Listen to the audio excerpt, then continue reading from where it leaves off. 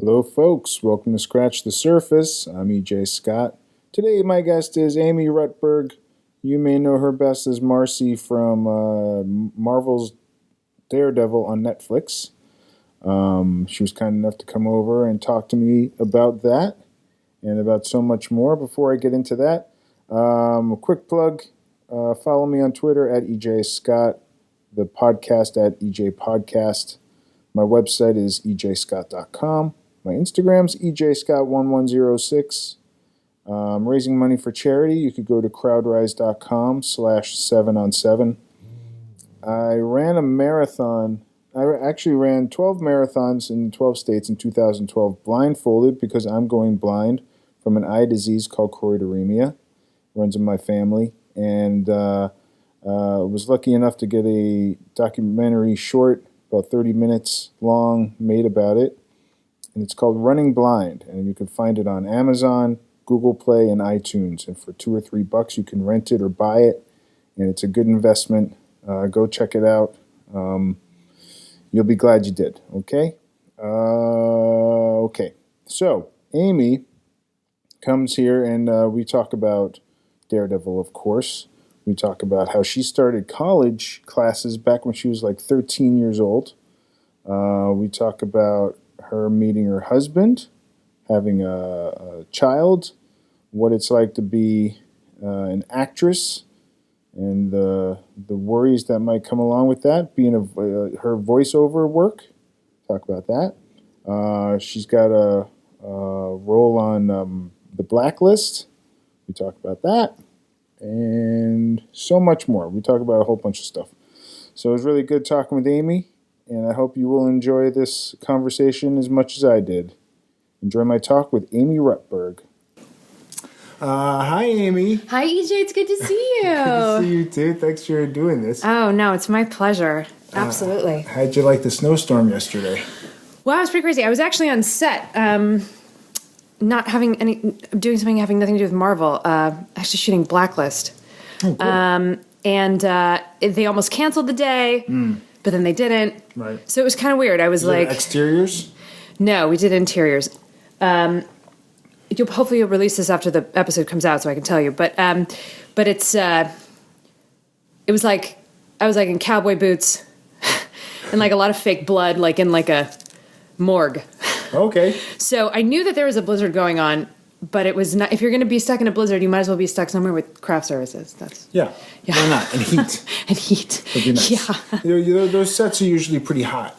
Yeah. Of all the lights and stuff. They are once you're actually on the set, but the sort of when doing TV shows is a lot of sitting around and waiting. Yeah. So the actual waiting part of it is seldom hot. It's always cold. It's always like a lot of really burly. Teamsters, right? In like 6 layers of clothes, and yeah. So it's like that, as you know. Well, when did you start acting? So I've actually been acting since I was a kid. I was always doing plays. Like that was always kind of what I was. Just for fun. I mean, I grew up in Southern California, so I had an agent when I was little, and I would go out on stuff. I would audition, but you had an agent when you were little. I was, but I wasn't very successful at it. I think I probably went on 100 auditions and probably booked 2 commercials, like my whole childhood. But I think that was because I always came off older. Okay. And when you want to hire like an 8-year-old girl, you really want someone who's like an 8-year-old girl, or like a 10-year-old who looks 8. You don't really want an 8-year-old who comes off as like 14. So you were more mature. I was always really kind of an old soul, I guess. That's what my parents always said. But you always felt like you were kind of talking to an adult. Do you know, like, were you conscious of that, like, as a kid? I mean, a little bit. I mean, I think I was just blessed. I don't know if it had something to do with my mom or what, but I was always very confident. I think my mother was just constantly telling me how great I was when I was real little. Okay. So it never occurred to me that I was like... Not great. That I was not great until I got older. And then it definitely occurred to me. And then I definitely realized how average I was. But at the time, I just had so much confidence. My parents had my dad had 2 kids from a previous marriage, so they were older. Okay. Well, they still are older, 13 and 16 years older. So I was kind of raised like an only child, and so like and my parents were older, so there weren't any like young cousins around or anything like that. So I was always with the adults, like always with kind of the older people. So that was just like my frame of reference. And this is before the internet, obviously. So you weren't like right. Like that's all you had to do was like socialize. You were just fitting in with what was around you, which was all older people. Yeah, exactly. So I mean, not that I couldn't relate to my peers. I mean, I had plenty of friends, but I was always the kid who was like speaking up on behalf of the class. I was always like the representative. I was the representative. I was always, if someone was in trouble, I was like negotiating on their behalf, and I was always that. I was kind of that kid. You could have been a lawyer. It's funny. My dad's a judge. Yeah. It's not a coincidence that I get cast as that. I feel like really not because I necessarily know anything about anything legal, but I don't know. Maybe just my demeanor is sassy and strong. I don't know. Well, it's an energy, right? I mean, it's when they cast people, they go, all right, what am I feeling from this person? Totally. That's exactly. So maybe that, I'm sure that the two are related. Can I lean back like this? Can you still hear? Do whatever you want. Okay, great. Get as comfy as you want. Okay. Like I said, I'm trying something new here. I'm trying to get comfy. Oh, shit, I don't want to spill anything. These are pretty good. This one's a good mic. That's a good mic. I should look into that. I need a better mic. I do a lot of voiceovers. Oh yeah. Yeah, being an actor in New York, it's there's lots of TV shows that shoot here and lots of films, but not nearly as much as LA. Right. Of course, the pool of talent is smaller. Right. But about, 6-7 years ago, I started doing voiceovers, and I kind of just like figured out the trick of it. Okay. So that's been a lot of my bread and butter. Yeah, I do a lot of voiceover, for commercials. For commercials, yeah, for TV commercials and radio commercials too. Can you give me a little? Are you like, hello, buy a BMW, something like that? Oh my gosh, let's see, it's like, grow.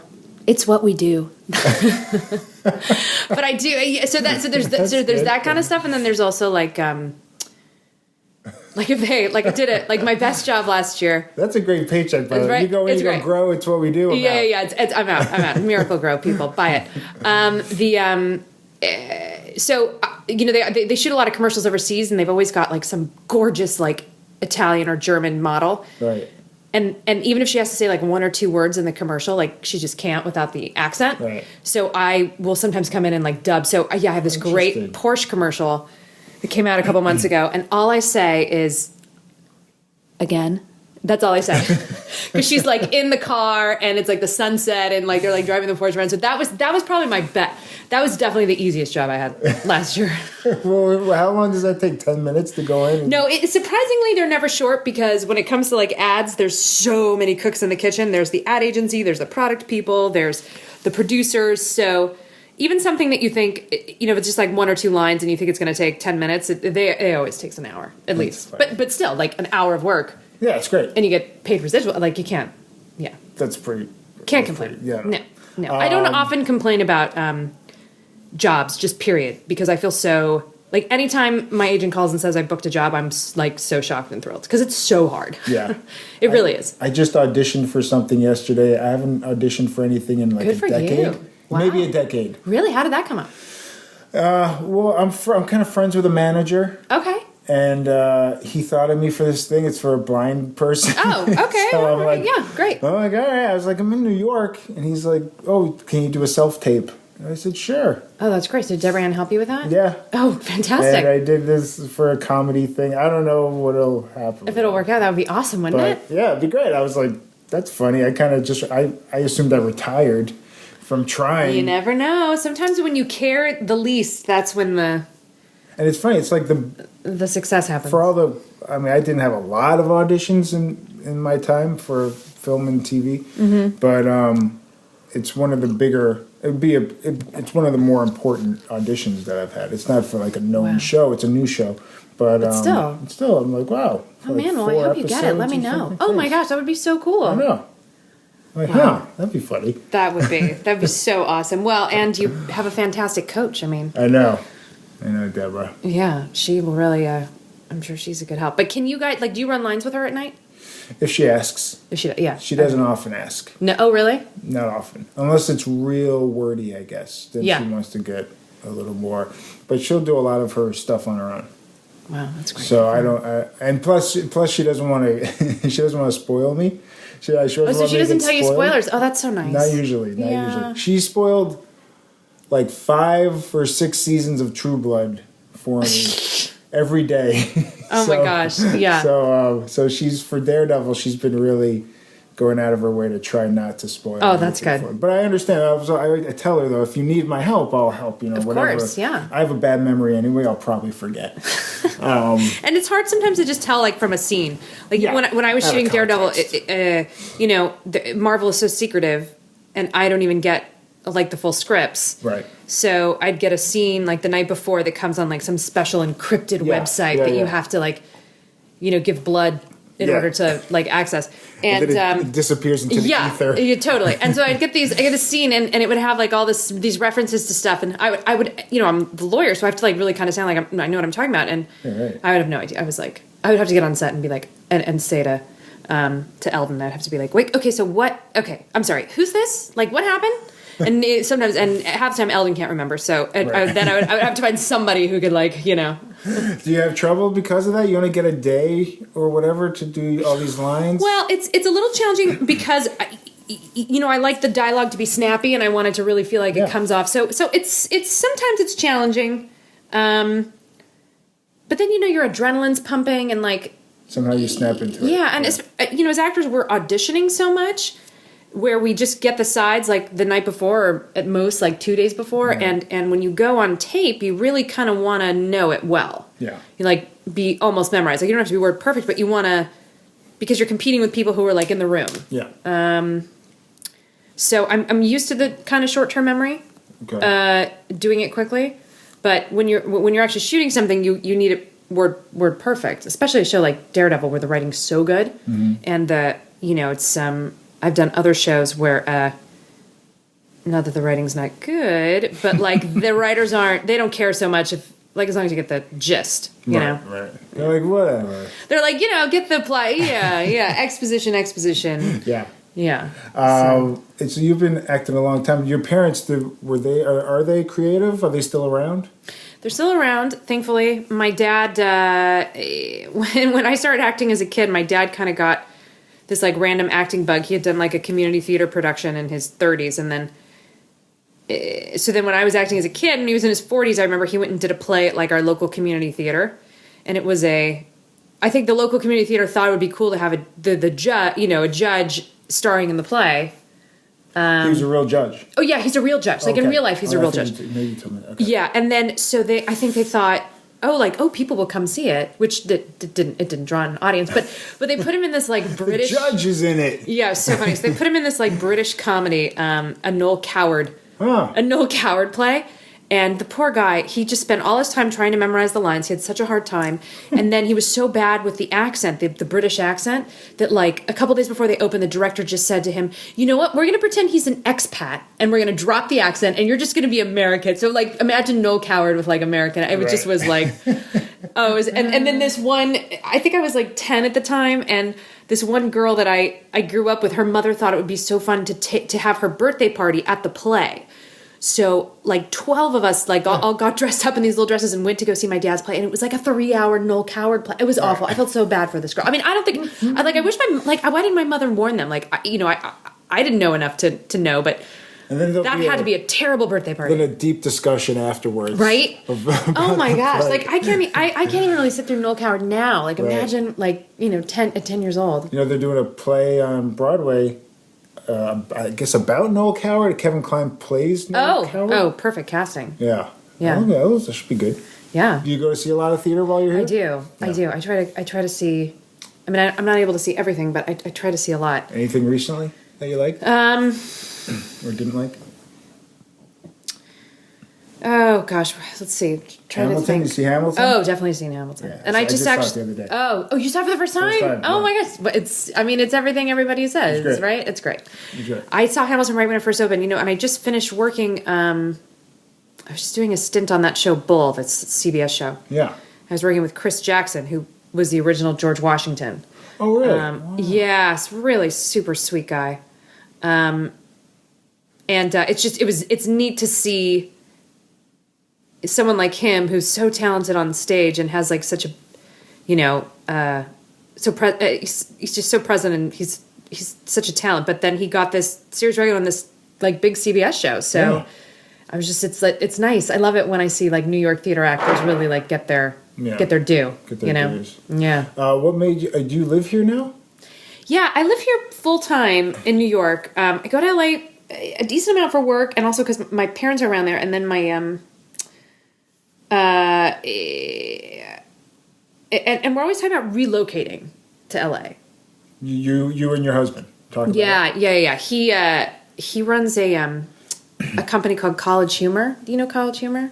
Yeah. College Humor it's like College Humor and Funny or Die. They're like the two internet companies that release like that. Yeah. No kidding, I didn't know that. So he's in LA a lot. And a lot of his business is out there. So we're always kind of talking about moving to LA, but I'm a little afraid to make the move. Why? Because I'm like established here. I have a good thing going. Right.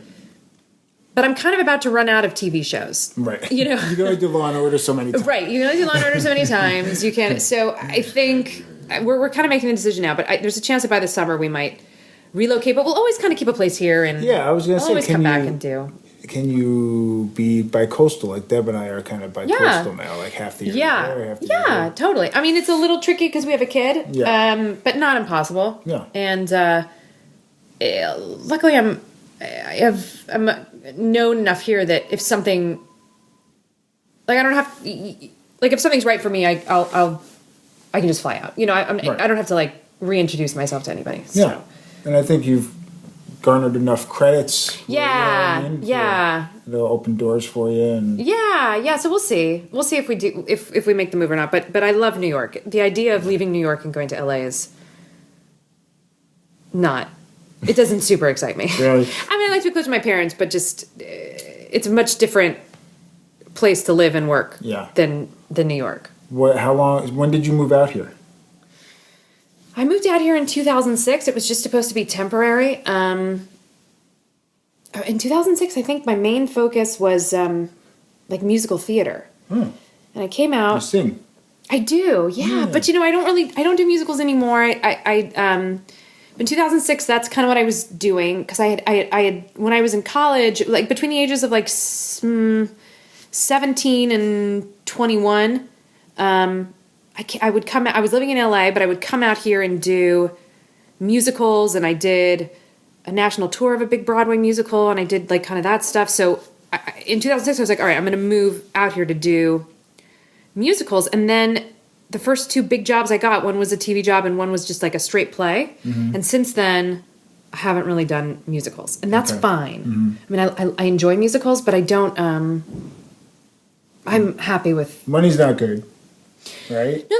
No, the money's not great. Right. And then it's a lot of work. You're 8 days a week. It's a lot of work. If you have a kid, that's really rough. Oh, well, now, yeah. So, I mean, I definitely now would love to do another play. I kind of stopped for a while so that I, could be around, at like bedtime and stuff. Yeah. But now my kid's like, she's 2.5. She's practically off to college. Like, I could easily go do a play. Like, it'd be fine.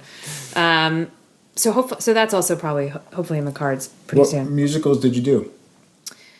Let's see. I did the national tour of this Broadway musical called The Civil War, with a bunch of country stars. Good question. Which side were you rooting for? No, I don't think I was like a soldier's wife. I was the part was called The Soldier's Wife. It was all sung, so it was just like a lot of music about like, oh, you're off at war and it's very hard and. I miss you. And then I did something called a show with Dracula the musical. Okay. Yeah, I had a lot of great jobs. None of the shows ended up being all that successful. Right. Well, they should have combined Dracula and Civil War. That would have been really cool. Yeah, same composer. So there's definitely some musical crossover. And then, I did a national tour of Man of La Mancha. Gosh, this is like going deep in the Amy Rutberg archives. Yeah. That's what we need. Yeah, and a couple of other things. But did you go to college? I did, yeah. Where'd you go? I went to UCLA. Oh, UCLA, yeah. Deborah went to USC. Oh, that's right.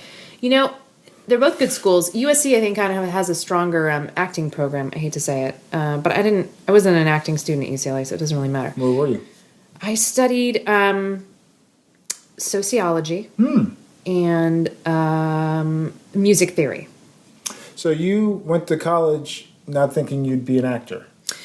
No, well, you know, I sort of have. I have a fairly unconventional childhood. I actually started college really young. I started college at 13. Whoa. Yeah. What? And I transferred to UCLA as a junior when I was 15. When you talked about being mature, yeah, you didn't talk about that mature when you were like skipping grades and in high school. You just basically skipped high school. I guess I was really smart. I kind of peaked when I was like 16 or 17, I guess. Wow. Yeah.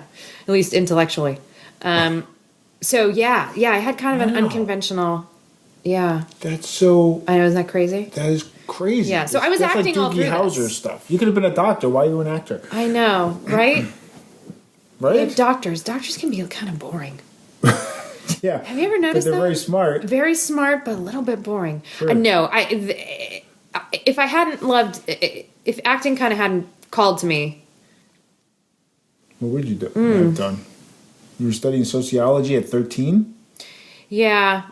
I probably would have been an academic. I probably would have stayed in that route and a teacher or something, professor. Maybe a lawyer. I mean it's not crazy to think that. Yeah. My girlfriends now that are lawyers, they have great jobs. Yeah. You know, they can. You know, there's so much you could do with that, and you can work a little, you can work a lot. Yeah, I guess that's true. Yeah, but it's probably not going to happen now. I'm probably going to continue doing what I'm doing, but well, it's going well. Yes. Knock on wood. So so wait a second. You're going to classes at UCLA as a 13-year-old? No. I started at a local college by my house in a suburb of LA, taking classes. Okay. Mostly, it just started as like an experiment. You know, when I was in junior high, I don't want to say I was getting in trouble a lot, but I was antsy. Okay. I was antsy. And why did you say you weren't getting in trouble? What was the... Well, I don't want to say... I wasn't like doing drugs and, it wasn't like that kind of trouble, but I was... skipping classes? Yeah, not like that, but it was like antsy, like just doing... Like just making trouble when I probably didn't need to make trouble. And my parent... I guess... Apparently I was always like a really bright kid. And I was already like ahead a grade or two. Right. So... My mom kind of thought you need a little more stimulation, so she dropped me off at the local college in our town. And as I told you, like I was pretty good. Like I was always really good at talking to adults. So when I was like 12, she dropped me off. She said, "I'll pick you up in an hour. Go to the office. Go get a catalog, and like go talk to one of the teachers and see if they'll let you in their like class." And I was like, all right. So I went and got a catalog. You didn't think this was strange or anything? You just thought maybe it was just an extracurricular activity? You know, it's so funny. At the time, my mother did it like out of anger, too. She was pissed at me about something. I can't remember what. Go to college. And she was like, I'm just dropping, go, like, you think you're so smart, like, go do that. It's fine. So I went, challenging you. Yeah, something like that. I see. You think you're so smart, go see how smart you are. So I went, I got the catalog, I found a class. I like wandered into the music department because that was like my interest. And I found this professor, Bruce Langford, and I went up to him and I said, "Hi, my name's Amy, and I'd like to be in your music class." And he was like, "Okay," and he said, "So," and I said, "But I'm still in school." And he said, "Okay, great." He said, "That's fine." He said, "We take juniors and seniors. Are you a junior or a senior?" Meaning in high school. Yeah. And I said, "I'm not a junior or senior." And he said, "Yeah, sophomore? No, freshman? No."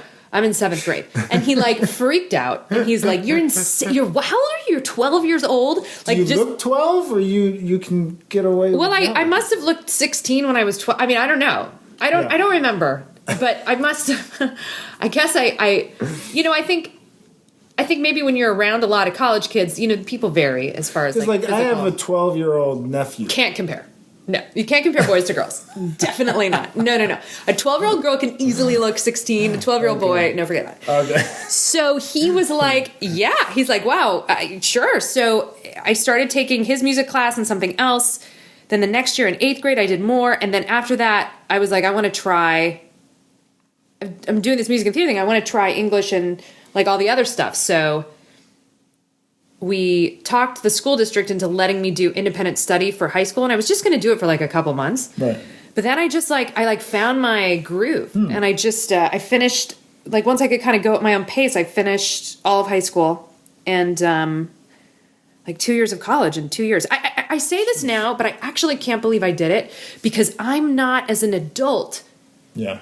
So focused. No. Yeah. I'm actually kind of lazy. Yeah. Like I don't finish books that often. Right. Like, so it's actually shocking that that I did this. But that teacher who I met when I was 12, he is still like a family. He's like one of my dearest friends. I talk to him all the time. I mean, he's in his 60s now.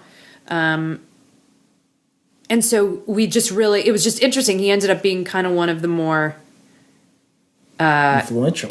Influential, important people in my life. I just talked to him today, so he's on my mind. So that's why I'm talking about it. But so it's kind of neat. What? Okay, so in those 2 years, where do you study? Do you study from home or are you in school? No, I was at home. My mother would drop me off at school every day. And I believe it or not, I made friends. I mean, it was like a local junior college, so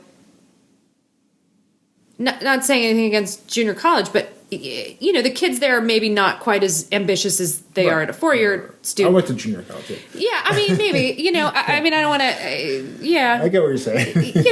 So then when I was finished, really my only two options were USC and UCLA because my parents didn't want me going too far. Right. But, so I got... Because at that point you were what, 16? 15. You're 15. Yeah, 15, I'm a junior. Because you're still a minor. I'm still a minor. And I'm a minor, and I'm 15 and I easily look 18 or 19 or 20. That's I'm that's not good. It has its problems. Right. It can create its problems. So, which is probably why I was so close to that professor because he was very protective of me and very That's nice. So, anyway, you clearly needed it. You don't have any old siblings that are watching out for you. Your parents are like throwing you out of college. Totally. At the wrong age. Yeah, they totally. I mean, it's hard to imagine. I would never do that to my kid. Oh.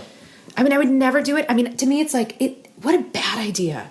I mean, I turned out okay and it worked out, but like, what a terrible idea. Terrible idea. Do you talk to your mom now about it? My mom's a little defensive about it, so I don't actually bring it up. As far as she's concerned, she's like, well, you're a great success. Yeah. And everything in your life is great. And it all worked out. And I'm like, I might have a couple of issues from not having gone to like, because, if you, I mean, I didn't do it, like, I didn't have a conventional high school experience. I didn't have a conventional college experience. Yeah. So anyway, so I get into USC and UCLA. I decided to go to UCLA.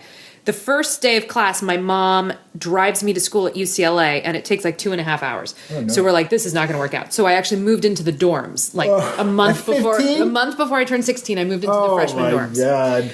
Funny enough, crazy. One of my best friends, Mom, in the dorm. What are you doing, what were Mom? they thinking? I would never. Where's your dad in all this? I would never in a million years. In a million years. I know. I don't even think I'd let her at 18 go to college. Though, in my parents' defense, I was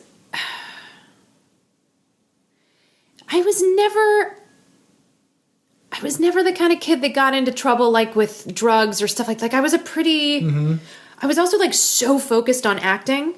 Like that was my thing. And so in the acting world, especially in the college acting world, I mean, it's a lot of gay guys and girls, I mean, it's not like, I don't think that they thought that they were throwing me to the wolves, so to speak. Sure. And a lot of stuff changes when you go to UCLA. Yeah. Oh, totally. Are you okay? Sorry. I know my leg just fell asleep. Oh, that's okay. Sorry. It's hard to figure out the comfort level. Yeah. That's all right. It's a comfortable couch. That's pretty wild. It's crazy, right? So then I did... So then I lived in the dorms for 2 years. And then I got a Broadway show. So I moved to New York and I was touring and all that stuff. And then I went back and I finished college when I was like 20. So I didn't graduate till I was 20. And I remember the last 2 semesters I had to do in college. And I remember going to class. And this sounds so weird, but I remember feeling, even at age 20, I felt so much older than the other kids. Because it was like I had then gone and had 2 years of like real life experience. I toured the country. I had like... I toured Europe. Like I'd had all these crazy life experiences and I was only 20. And so I remember like then like 20-year-old guys would come up to me and talk to me, and we'd go out on a date, and I'd be like, I have nothing in common with you. So when were you dating? When did you start dating? Well, let's see. 8? No. I mean, I had my first boyfriend, I guess, when I was 17. Okay. And he was a couple years. I mean, he was so college. Yeah, I was 17 and he was 21. Okay, so I'm assuming you're going for older guys, because Well, I mean, that's all. I mean, I'm not certainly not going to date a high school guy when I was like. I mean, I'm not going to be like from UCLA trying to date someone else who's in high school. Right. But it actually worked out. I mean, my first boyfriend was the nicest guy, total sweetheart. We're still friendly. I mean, through social media. Right. I think he lives in Australia now. And your husband, is he older? No, not that much older. Oh, okay. So that's an interesting story. So you've leveled out. I have leveled out, and this is how it happened. Basically, so my kind of best friend in the dorms at UCLA, the freshman dorms at UCLA, was a guy named Ben Blumenfeld, who at the time was like a, tall, awkward 18-year-old who was incredibly talented at graphic design. So Ben and I just became like fast friends, and we, continued to stay friends. And then when I was about 24, he was engaged. He got engaged to this girl, and I actually met my husband at their engagement party. We didn't go on a date for a couple years later, but so Ben knew him through something. And the funny thing about Ben was the girl he was engaged to dumped him, like shortly after that engagement party, and he was like devastated. And so he was at the time he was doing like digital marketing for CBS, and he went and took the first job that was offered to him because he wanted to get out of LA, and he moved to Northern California, and he went to go work for this little company called the Facebook. Oh. So Ben, yes, great things happened to Ben. So Ben was he was like on the ground level of Facebook. Whoa. Yeah. And Ben is now like, if anyone if anyone's listening in Silicon Valley, they know who Ben Blumenfeld is. He's like a very well known. Who played him in the movie? No, he wasn't that. He wasn't that close. Okay. He wasn't one of those four. Wasn't one of the four guys. But so anyway, so when I met my husband, the thing that I think I was really attracted to about him was what a normal guy he was. Like he was he's like the type of guy who's friends with everyone from high school, then friends with everyone from college, then friends with everyone from grad school. Like he was. I don't want to use the term all-American because he's actually not American, but he... Was he Australian? No, his family's actually from South Africa. Oh. But he's like one of those guys that... Gets along with everybody. He had all those experiences, like in college, he was president of his fraternity, like that kind of guy. And I just... Him. No, right. But he's a really, he's a nice guy. Right. And I think I was so attracted to that because it was so different from...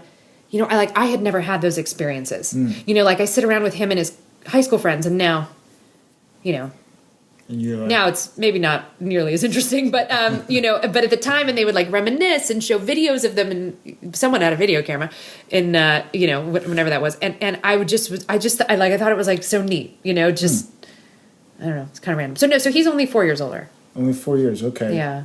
Now, you said your parents were older when you were born because they already had their kids or whatever. Yeah, I mean, they were old, 40s? No, well, my dad was, yeah. My mom was in her, I think maybe she was 36 when she had me, which now doesn't seem old, but, 28 years ago, may seem right. may seem old. Right. So. Yeah, I was thinking, maybe your dad, how much older was he? He was in his 40s, so maybe he just had, by the time you were going to college at such a young age, he's like, whatever, I'm tired. But you know what? I remember my brother and sister. Well, my mom ran the show, so if my mom wanted to do it, that's what happened. But I remember my brother and sister. Technically they're my half brother and sister, but we never really used that term. But I remember them coming home and being livid that this was happening and saying, "This is a terrible idea. Wow, It's such a bad idea. Why would you go send?" But I mean, I joke about it being a terrible idea, but I mean, I had so many, I wouldn't...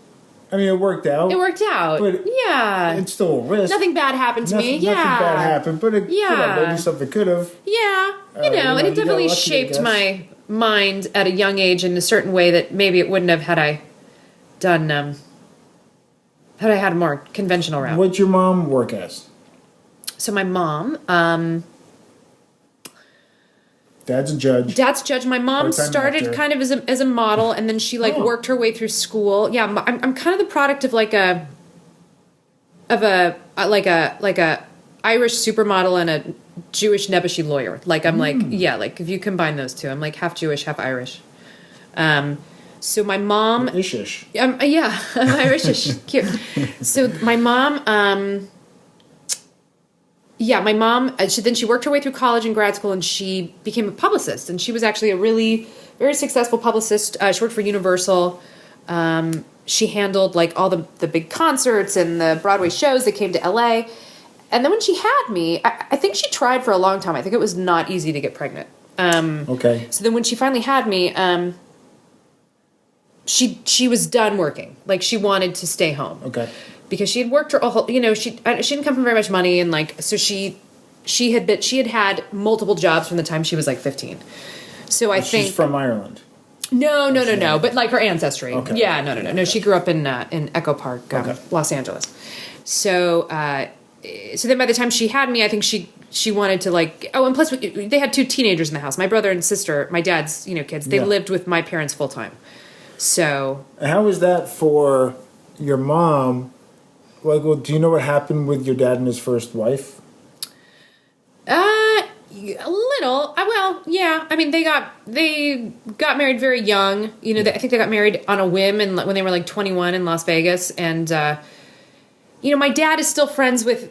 Funny enough, my husband and my dad have a lot of similarities, which something to talk about with the therapist. Freud. Yeah, very Freudian. So my dad is still friends with many of his like high school and college friends, and all of them. They all got married to the first wives and like when they were like 20, 21, and they all ended up getting divorced except for maybe one couple. Interesting. You probably shouldn't get married when you're 20, 21. It's probably a little, especially as a man. I think it's a little young. There's a woman too. There's a woman too. But yeah. So they had a couple kids and then, okay, so it didn't work out. Yeah, it didn't work out. And then, so your mom and he meet. How did they meet? They met in an elevator in Beverly Hills. Oh, and they just hit it off in an elevator. More or less. Yeah. The story's changed a little as I've gotten older, but the original story was that they met in an elevator. She said she had to use the bathroom. Like, obviously, it was like a bill. He was a lawyer at the time, so it was a law office. Okay. And she said she had to use the bathroom, so he gave her the bathroom key, and she came back, and he asked her out on a date. Wow. And she saw the photos of the kids all over his office and was like, "Are you married?" And he said, "Divorced." Or no, he said separated, and she said, "Call me when you're divorced." So that's the story. Okay. Yeah, and then they dated, and I think they were married like 7 years before they had me. So a good amount of time. How'd it go for your brother and sister living with this new woman?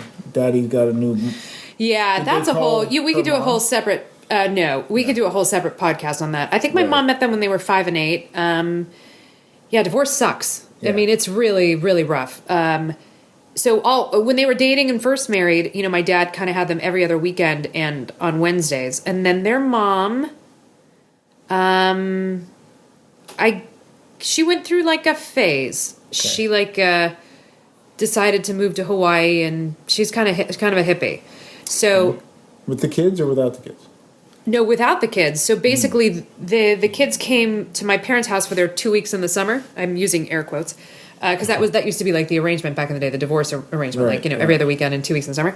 So they came for their 2 weeks in the summer, and their mom didn't come back for like years. Wow. Yeah, my poor brother and sister. Talk about and they've turned out great, but talk about a tough. So it was tough for my mom because suddenly she was mom to these kids, and really tough on them. They've left. They got abandoned.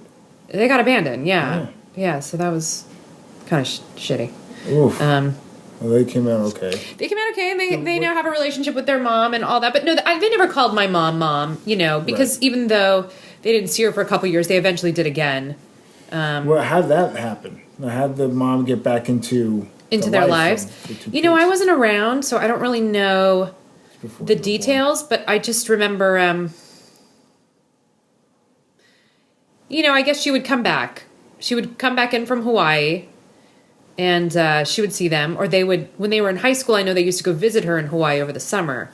but she just wasn't stable. I don't know if it was drugs. I don't know. Like, I don't know what the situation was, or she was just a free spirit. I think it was probably more like a free spirit. And by drugs, I mean pot. I don't mean like... Yeah. So I don't really know. But it's weird because my dad is like a really straight-laced conservative guy. So it's really hard to... It's so funny to imagine... it's like the choices you make when you're 20 versus 30. Well, you're not the same person, really. You could you're not the same person. Hopefully you change a lot, hopefully. Yeah. In a good way. So he was probably like a liberal, he was probably like a liberal college student when he was 20, and then by the time he was 30, anyway, it just didn't. Yeah, now he's a judge. Now he's a judge. But the siblings are both doing great now. They both have families and kids, and what do they do? Do their thing. My brother's a pilot for United Airlines, and my sister, she does like marketing in the Bay Area in California.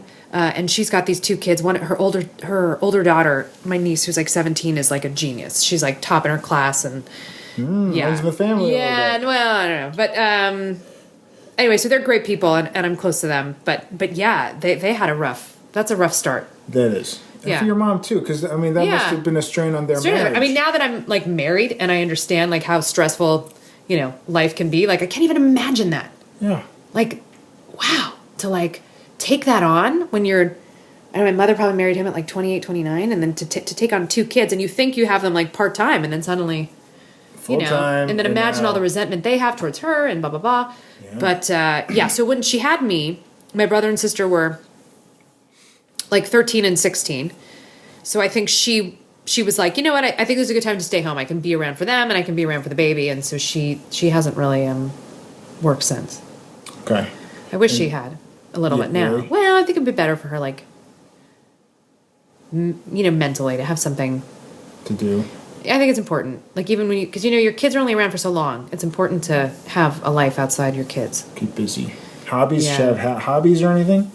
I wish I had more. She's kind of shy. Yeah. I mean, she and my dad have a great marriage. They're very close. That's good. They do a lot of things together. Thank God. Yeah, all the kids are gone, and none of us live close, which I feel so guilty about. But she, so they have each other. But yeah, I kind of wish, for someone who was like so smart and had so much going on, I kind of wish that she had kept her hand in it in some way so that, when she was like in her 50s and 60s, she could keep going. But I guess hobbies would have been nice. But I guess she's not a hobby kind of gal. My mom's not either. Really? Yeah. But she's still, my mom's still good at like not getting bored. I don't know. She just watches TV and she's does her okay. Thing. Yeah. Where do they live? They live on Long Island. Oh, they're close. Okay. Yeah.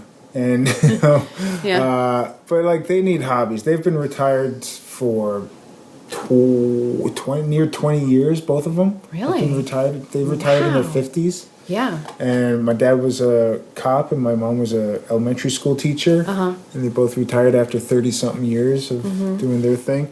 But none of them developed. Neither one of them is a creative type, and neither one has hobbies really. Yeah. And I think that's bad. I think they need something. Yeah.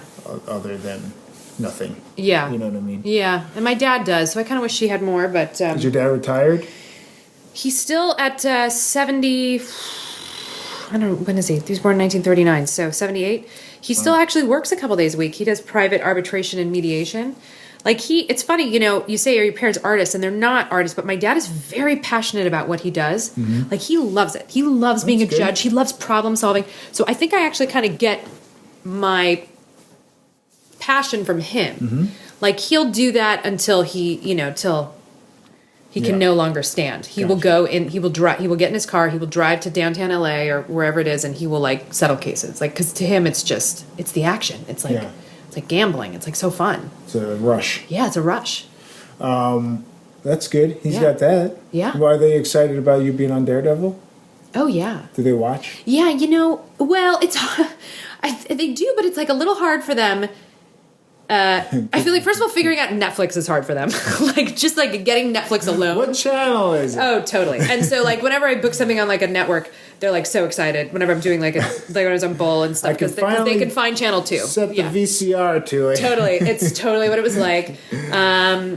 Yeah, right when I first started Daredevil, the first scene I shot in Daredevil was actually like 7 weeks after I'd had a baby. Wow. Yeah. Yeah, I was shocked that I booked the job, but it was like, so I looked physically very different than I look now. Yeah. And my mom couldn't get over that. Like, that was hard for her. Like, she was just like, it just didn't look like myself. And so. You had a baby. Yeah, right? But she didn't understand. I don't know. That? She was like, well, maybe they should just cover you up more. And I'm like, oh, Mom, just like, come on. Nothing wrong with some boobs, Mom. Feminism. Nothing wrong with So so I wouldn't say that they're big Daredevil fans. Certainly other people in my family are, but it's also it's a kind of a genre show that I don't know. It's not really. It's not everybody's taste. It's not everybody's taste, especially if you're like Netflix is definitely not. But I was wondering if your dad was into it because it's half a courtroom drama. Too, yeah, right? Yeah, it is. Yeah. I haven't asked them. I'm not even. I don't know how into Daredevil, but they're into me in general. Yeah. So whatever I'm doing, watch your scenes. Yeah, probably. I hate to say it, but so where's Amy? And who knows if what they've seen, like if they had to do it on their own, it's going to be hard to figure out what I'm in and what Right. They probably have me confused with Deborah Ann. Like it's so funny. I told you I was just on Bull, and when I was shooting it, the sound guy, he was like. Putting the mic on me, and he's like, I just have to say, and I said, what? He's like, I'm a really big True Blood fan, and I'm like, okay, all right, that's cool. And then it was like 5 minutes later, I was like, oh, he thinks I'm Deborah Ann because he heard the girl from Daredevil is on the show, and he assumed, he doesn't. Okay, got it. I'm like, I'll take that as a compliment any day. I will be mistaken. Doesn't happen often, but I will be mistaken for Deborah Ann Wall any day. You're both blonde. So we're blonde, and that's it. In the show, you're both blonde. Yeah, we're the only two. We're kind of the only two like blondes on the show. That's so funny. So it's just too funny. How many auditions did you have to do for Daredevil? Just one? Or? Just one. Just on tape. Oh, wow. That I have to say, like, that was a surprising call to get. But, and they've definitely tailored Marci to me since I've had the part. And it's great, it really fits with my sort of sensibilities. But I was so happy to get it. I mean, it was just like, when I had a baby, I never thought I'd work again. Really? And since I had the baby, my career has it's just gotten so much better. So that's interesting that you said that. Yeah. So is that that's a fear amongst women to have a baby because you're taking time off, your body's changing, and all this stuff. Oh yeah. So what made you say I'm going to do it anyway? Well, I got pregnant. So it wasn't planned. No. It wasn't. It wasn't unplanned. I think. I sort of vaguely remember the conversation with my husband. I think he was like kind of excited to get going, and I was like, well, it took my mom a really long time to get pregnant, so it's probably going to take me a really long time to get pregnant. So, we're about to go on vacation. Maybe we won't be as careful as we normally are, and then 2 weeks later, you can't get pregnant the first time you do it. You can't get pregnant the first time you do it. Yeah, and then I was like, oh shit, yeah, and I was about to start this big play, and I didn't tell anyone I was pregnant, so. I was like the lead in this play, and it was like 95 pages of dialogue. Whoa. It was a British comedy, speaking of, British comedies. And so, and I was kissing this guy on stage who was a big smoker. Yeah. And you're so sensitive to smells when you're pregnant. Okay. And so every time we'd have to kiss and stuff, I thought I was going to have to throw up. And I couldn't tell him because I didn't want anyone to know I was pregnant because it was so too early. How funny would it be if you threw up on him? Oh my God. So finally, it was so funny. So finally, tech week, I finally told by this point I was 14, 15 weeks pregnant. I finally told everybody, and I was like, and you need to stop. I'm like, you need to brush your teeth because I can't take it. And he was very apologetic. Very nice guy. That's funny. Very British. Very British. Yeah, exactly. So. Do you want to do more theater? Yeah, I miss it. Yeah. I miss it. I miss the community. Yeah. I really miss the Sensei community. Deborah's a big theater person, so I'm sure she'll do something pretty soon, right? Well, she would love to, but it just hasn't worked out that way yet. That's right, because she kind of has to clear everything with Marvel, and they keep her pretty busy. These days they do, but she didn't do much. She almost did nothing last year. Really? Yeah. Oh, wow. She did almost nothing. I guess, September. Can she do stuff? If she books a movie or something, can she say to Marvel, can she say, hey, are you going to use me in June and July? Can I go do this? Or it's tricky? I don't know. I'm sure it's tricky, and I'm sure Marvel has first say of whatever. I'm sure. But, I don't know. Are you... when she's doing, these other crossover shows and stuff on Marvel, are you allowed to say if you're a part of any of it? Well, I'm not allowed to say. Okay. I'm not allowed to say. Gotcha. But wouldn't it be nice to see me in one of them? It would be nice to see you in all of them. We'll say that. It would be nice. It would be nice. It would be very nice. But I don't think I can say. Yeah. It would be very nice. Well, when I see Deborah on something, I'll say, hey, there's Amy. Right. And I'll go. Yeah. And if I had, hypothetically speaking,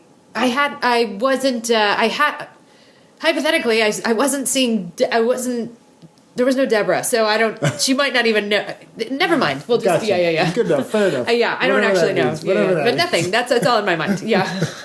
Marvel, what Marvel? Daredevil? No. Yeah, fine. That's fine. How'd you meet your husband? So I met him at that engagement party with the friend.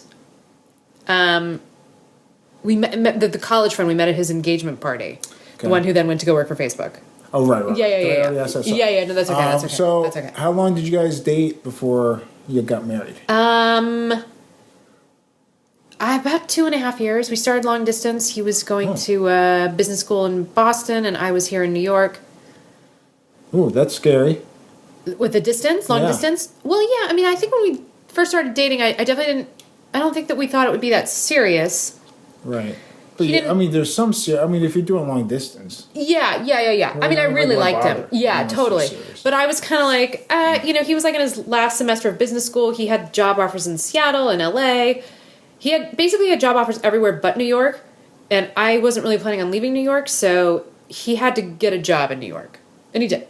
Okay. At the time, he went and worked for MTV.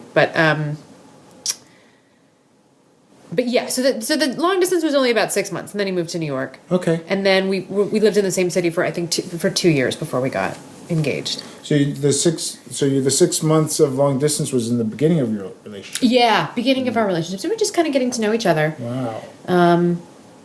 And as I said, like we didn't, oftentimes with actors, you meet someone, especially if you're working with them, and it gets hot and heavy very quickly, and like you get very close very quickly, because I think actors are so much more open to emotion. Yeah, emotion and opening your heart and just everything.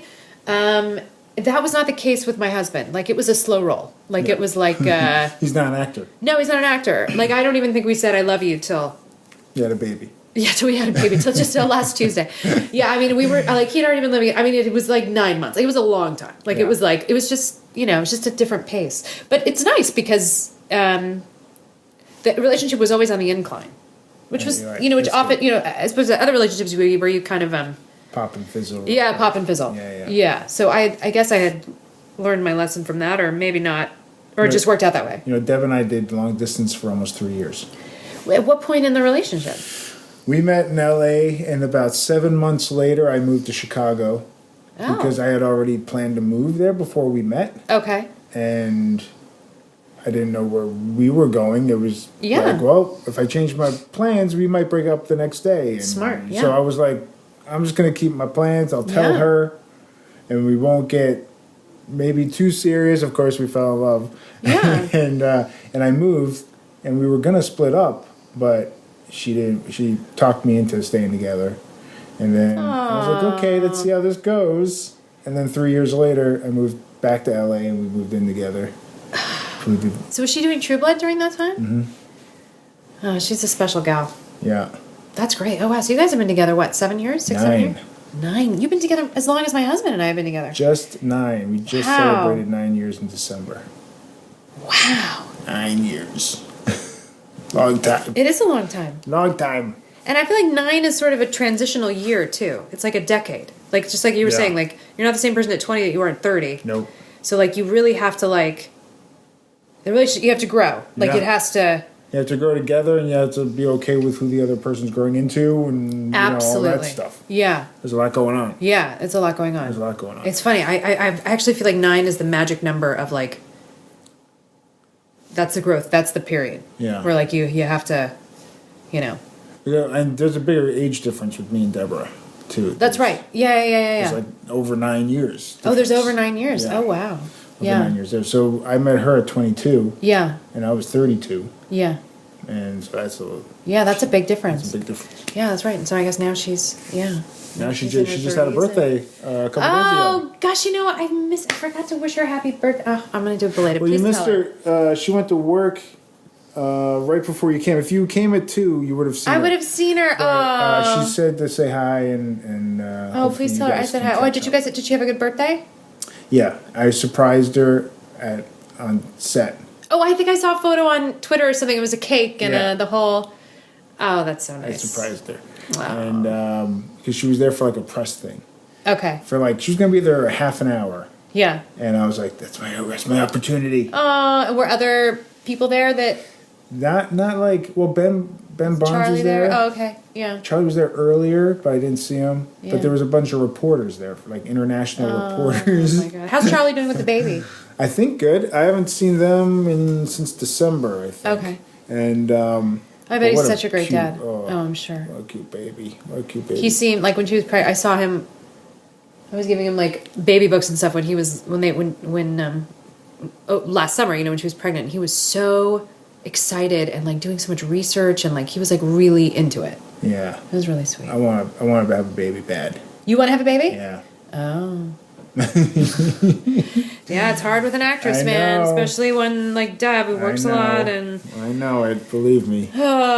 Believe me. But you're not that old. Don't Me? think. Yeah. I'm 41. I know, but You're you're a young 41. Thanks. I know. It's I'm getting tough, up man. there. Does Deb want a kid eventually? I think so.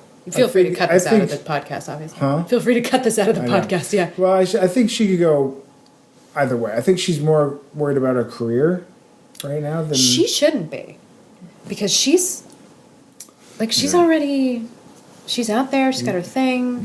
you tell her. She You can talk to take her. the time off. Dude, I did it, and I was like nowhere near, the place that Deborah Ann is at, and I felt like it only helped me. But, she plays different roles. She kind of plays the ingenue. Like it's a different, I can understand her fear. It's a totally valid fear. It's so hard. I understand too. Yeah. It's very valid. Yeah. But I wish I could just have it. Like I'll just have it. Maybe I'll just have the baby. So we're talking about adoption and stuff like that. So Or getting another dog. we've definitely talking about another dog. That's for sure. But we'd have to get a new apartment because they're not going to let us have 2 dogs here. So Daredevil. What was your audition? Was on tape. Mm-hmm. Was it on tape here in New York? It was on tape in New York for Julie Schubert, who's the casting director of Daredevil and House of Cards and like a bunch of other major things. But Julie Schubert actually knew me from House of Cards because I came very close to booking a big gig on the first season and like had auditions with David Fincher and like the whole thing. And then I didn't end up getting it at the last minute, and I was like devastating. It was like the top 3 most devastating like jobs to Can not you say get. what part it was? I don't want to say. Okay. I don't even know that. I've never really seen the show. But he was funny. But speaking of David Fincher, he said to me, so I at the time when they called to tell me that I didn't get it, they were like, David wants to pass on a message to you that he adores you and he's going to find something else for you. Oh, that's and I was nice. like, great, yeah, I've heard that before. Yeah. And like cut to 3 years later, and he found something else for me, like a great role on another one of his series, which unfortunately got canceled after 4 episodes. But What show? it's a show called Videosyncrasy. I don't know what happened. It was an HBO show. I went to LA to do it, and then it just didn't work out. Wow, really? Yeah, David that's rare Fincher's that happens. So good. Yeah, he's amazing. Fincher's so He's amazing. good. I don't know what happened with the show. Interesting. I think it was maybe too similar to Vinyl, that okay. the other HBO show that came out. So maybe they canceled. scrapped it, or yeah, I wasn't privy to the. I'm seldom privy to the insider, Right. but I appreciate like. He came through, like that never, like people say that too, like you're not going to get the job, but we'll do something else or blah, blah, blah, and never happens. But he actually, like 3 years later. Oh. Yeah. Nice of him. Yeah, I love maybe David 3 years Fincher. later. I love him. Oh, he's great. He's so good. He's cool. Yeah. He's really cool and really good. And yeah. Maybe you'll do something else with him. Maybe. You never know. Never know. You never know, EJ. It totally could happen. He remembered you for that. You remember me for that? So Daredevil. Oh, but Julie Schubert was the same cast yes. leader. So that's how so she brought me in for Daredevil. I didn't even know it was Daredevil at the time. Yeah, it's called something else. I can't remember what they called it the first season. But yeah. Red Fist fight or fist club or no. red costumed. Yeah, I don't know. It was like something. It was one word. It sounded like a fighting match. I don't remember. What was it? Not The Ring, no. Yeah, it's something like that, right? It might have been season 2. I can't remember. Boxing. Ringside, yeah. Was that the first season or second season? I think that's first. Okay, yeah. That sounds familiar. But everyone on set refers to it as Ringside too. It's very like hush hush. Yeah. I mean, at the time. Marvel's very hush hush. Very hush hush. Yeah. They're probably listening right now. Totally. Well, we're not giving anything away. Yeah. You never know. And so you get done like half a dozen or so episodes on Daredevil, something like that. Is that all right? Yeah. And how you like that?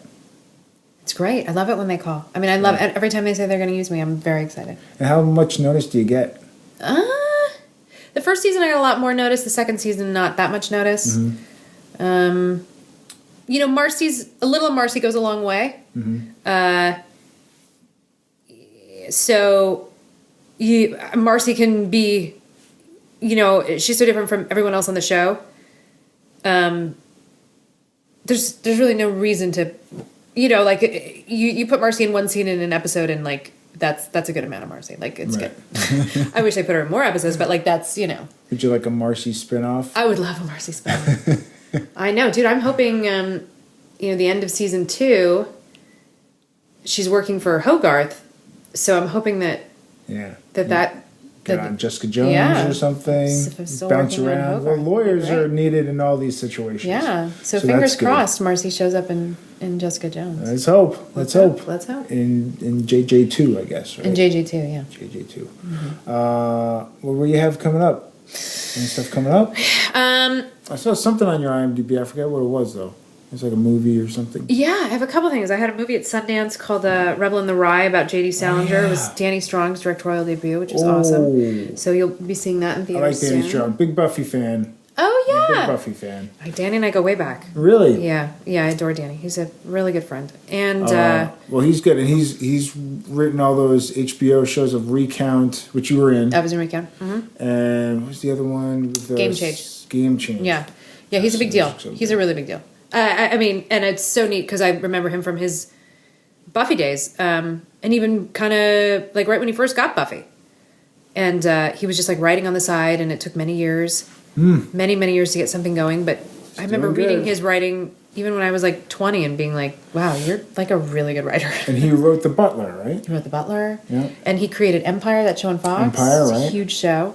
Huge show. And he's got so many other like amazing projects. And he just got engaged to a really nice girl. Good for him. Yeah. He's still acting. I saw him in something recently. Yeah, I think he's about to be in Billions. I mean, he's on the next season of the upcoming season of Billions. There was Toby Leonard Moore's in that.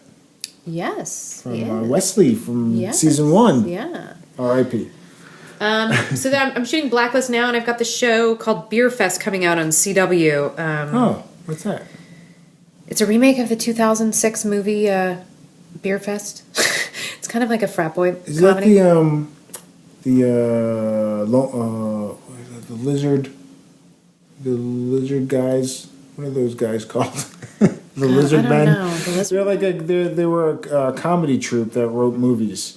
And I think they wrote that Beer Fest movie. They might have. They weren't around. I forget their names. But we'd have to look it up. Yeah. But it's a Warner Brothers property. Yeah, it was Warner Brothers owned it. So CW's got this like this digital, like ABC has ABC Digital, so CW has their own digital, so it's CW Seed. So this is a show on there. So I'm a series regular on that. Oh, great. So we shot that in LA. So I'm not sure when that'll come out, but that's like a real like frat boy comedy, like real. Yeah. Funny? Did you enjoy it? I hope so. Yeah, we had a great time shooting it. I think so. I think it'll be funny. It's a lot of like dick jokes. Yeah. Perfect. Yeah.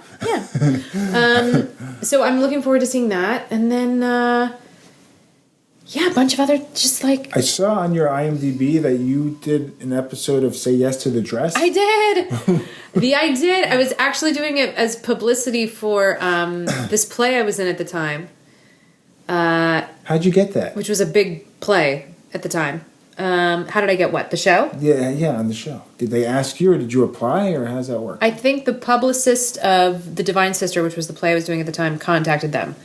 And they said, yeah, we'd love to have her. Because I went and did it with the other cast members. And they were like really... the cast members that I did it with are like very kind of well known in the theater community, and they're very boisterous and very... So it was like all about them. It was like the guests. And So It's a wedding show, right? It's a wedding where you try on wedding dresses. Yeah. Okay. Is it for a wedding? Well, the time I was getting married, I was getting married. So you were getting married. Yeah. I was getting married, so I was shopping for my wedding dress. Interesting. Did you find it on that show?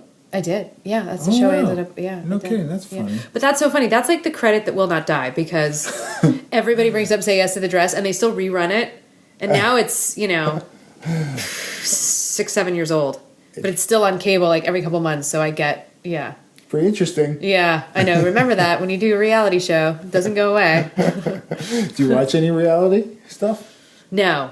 I'm not. No, I have a short enough attention span as it is, but I can't. I have a hard time now getting through movies. Right. I think my phone has done that to me. I really think my phone has screwed me up somewhat permanently. Well, it sounds like even as a kid, you had a hard time focusing. Well, right?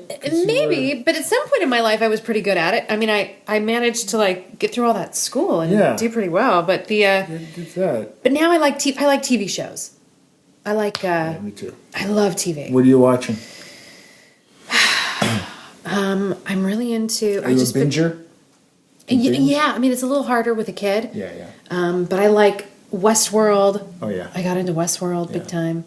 My favorite show is that show on Lifetime, Unreal. Have you watched that show? I watched one episode. Deborah watched. Deborah probably watched it. Yeah, it's kind of a chick show. We watched it together, the first episode. Deb's a binger. So I'll watch one episode. I go, okay, I'm going to sleep. And she'll be up all night binging the show. She will. So she's done stuff like that. So she watched the whole thing. And she liked it. I don't think she loved it, but she love it. Oh, I really, really like it. And all the Netflix shows. Love Netflix. Yeah. House of Cards. Obviously all the Marvel stuff. Orange is the New Black. Although this last season I was finding it hard. It got a little too depressing for me. I was having a hard time getting through it. Okay. But it's a great show, and Kate Mulgrew, who plays Red, is a good friend of mine. Yeah, she's great. So I always try to watch her stuff. And the acting, so I think Taylor Schilling is so talented. You guys look alike. I know, right? Yeah, we do. You guys could play sisters. Probably easily. I'll never be on that show. Yeah. But yeah, we do look alike. And that film's in New York, right? It does, yeah. Yeah. Yeah, I just worked. My hairstylist on Blacklist is the hairstylist on Orange is the New Black, so she was doing. Who'd you get to work with on Blacklist? Did you meet Spader? Are you allowed to say? Well, I'm in the middle of it now. It's actually a really important episode, and for people who watch Blacklist, it's going to be a really big deal. But I don't know, when do you think you'll release this? This will get released maybe 3 weeks. Oh, okay. I better hold off. But I play someone very important in somebody's past. That's all I can say. Do you know when it'll come out? It's episode 17, and I think they're airing episode 12 or 13 now, so we still have 3 or 4 or 5 weeks. Yeah. Right, just in case. But go watch Blacklist. But yeah, I will say the stuff we're shooting happens in the past. Okay. So it's period. It's period. Yeah. Period, okay. 1820s? No, 90s. So I have some really funny outfits. It's very. That's fun. Really, flashback, right? Because you were born in the 80s, right? Yeah. Uh-huh. Yeah, I was born in the 70s, so 90s was my jam. 90s was your jam. That was my sweet spot. In Long Island. You were in Long Island. I spent most of it in Long Island. I went to Florida for a few years for college, for a couple of years. And then I moved back to New York. Did you go to Gainesville, or where did you go? Sarasota. I went to Ringling School of Art and Design. Whoa, cool. Yeah, until I got kicked out. Oh, I'd like to know why you got kicked out, but maybe I shouldn't ask. Well, it's just bad grades. I just got bad grades. Yeah. And it was, they had you can't get below this twice. And I got below it twice. Yeah, and I was happens. Crap. I have dreams that happens all the time. I have a reoccurring dreams that I didn't graduate college, or that I lied to my parents that they thought that I graduated college, but that I haven't. And I still have a couple math classes to take that I haven't taken. Isn't that a weird reoccurring dream? Yeah, I get that's my anxiety dream. Yeah, I have anxiety dreams. I have water dreams. Huh. Where I'm swimming and maybe there's tidal waves and things like that. Or elevator dreams. Falling in an elevator. I have those a lot. Oh. Those are scary. Yeah, I don't have those. Those are scary. Yeah, and then I'll have bathroom dreams where if I need to go to the bathroom in the middle of the night, it'll go into my dream. Oh, wow. And then I have like anxiety about finding a bathroom. Oh my gosh. Yeah, it's horrible. That's so funny. It's horrible. Horrible. That's like old man dreams. I feel like that's like a dream my dad would have, like about finding a bathroom all the time. I am an old man. Amy. Not that old. Man. Not that old, AJ. Well, you're on the social media? Yeah. What do you want to plug your stuff? Yeah. Yeah, I'm actually pretty active on, I just took down my website. Okay. I just have my reel up, but I took it down because I kind of figured, like, I'm pretty active on Twitter and Instagram, but that kind of takes the place of it. Sure. So, yeah, you just add Amy Rutberg on Twitter, add Amy Rutberg on Instagram. And if you write me a message, or tweet at me, I always tweet back at the person, unless you say something mean. Okay. Do you get mean tweets sometimes? Not that often. Sometimes. Okay. Yeah, but not that often. Yeah. They could be mean on that Twitter. Well, they can. Well, I sort of did something stupid over the holidays when I was bored on a family trip, and I tweeted something about Trump. Yeah. I often tweet about Trump, but I said something in poor taste. I will say that. Can you repeat it? I said something. I'm sure I've said worse about him, by the way. I know. Well, it was like right before. It was before Debbie Reynolds died, and she was in the hospital, but no one thought she was going to die. Yeah. And I said something to the effect of, "Oh, please don't take Debbie Reynolds. I'll give you Trump instead." Yeah. No, it's okay. But anyway, I worded it in a pretty funny way, but it got retweeted and liked, and like it kind of went like nuts for like 40 minutes, and I started getting all these death threats. And someone like found a photo of my kid on the internet and was like, "Oh, it was bad." So I took it down. Yeah. My husband basically forced me to take it down. What a bunch of jerks on that Twitter. Yeah. So. What a bunch of jerks. I think, but you know what? But I'm glad I took it down because unfortunately Debbie Reynolds died, which is terrible. And then it was just in poor taste, period. Because she died, which was awful. But you took it. I mean, you have to learn your lesson. God didn't read your tweet in time enough. Had he read it, then he would have taken trouble. No, and you shouldn't wish death on anybody. No, it's terrible. That's terrible. Even awful people. You really shouldn't.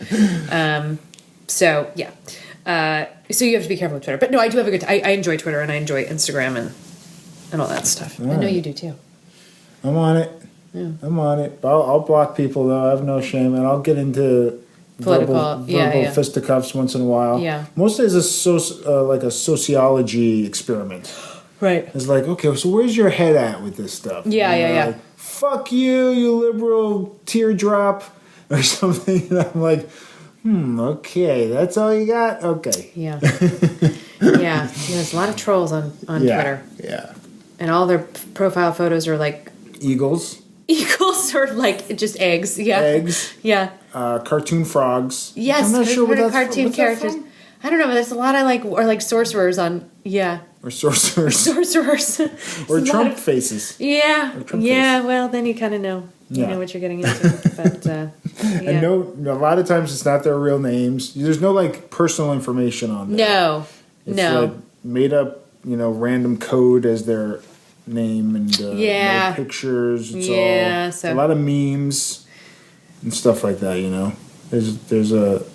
It's not good. All the social media stuff, it's too much. Did you watch Samantha Bee ever? Yeah. Did you see the one where she interviewed like these guys from other countries where their whole job, maybe Russian, their job is to be trolls? Really? Yeah, they go online and they start fights with people. Why? That's their job. But like, who pays them? The government of Russia. I don't know. I'd have to go back and rewatch it. But it was like, that's your job. And they're like, yeah, that's our job. Yeah. That's what we do, and we just stir the shit. And they have like hundreds of profiles on Twitter or something. Wow. Yeah, and that's just their job. Good to know. Yeah, so it's all bullshit. I thought I had a weird job, but yeah, I guess mine does. Yours is a great job. You have a great job. Yeah, most of the time it's great. Yeah, it's true. It's good. Yeah, that's true. Well, hey, I'm very grateful. Thanks so much for talking. Oh my gosh, me. this was so fun. I've been looking forward to doing this. And there you go, folks. Thank you so much, Amy. I cut it off there because we started talking about a bunch of other stuff. Thank you so much, Amy. It was good seeing you. This was recorded in Brooklyn, New York. So I mentioned a snowstorm in the beginning of the podcast, and it was, I don't know, a foot of snow happened the day before or something like that. A lot of snow, a lot of snow. But it was really good talking with Amy. Hope you guys enjoyed it. Once again, go to Twitter, EJ Scott and EJ Podcast. Go to my website, ejscott.com. Running Blind is on iTunes, Google Play, and Amazon. So check that out. You could always go to curechm.org and make a donation there for the Choroideremia Research Foundation. And there's a PayPal button on my website that will also donate there. So there you go. Thanks so much for listening. Go subscribe on iTunes. Listen to some past podcasts. And I have a lot of great guests coming up, so keep an eye out for those. And have a good one.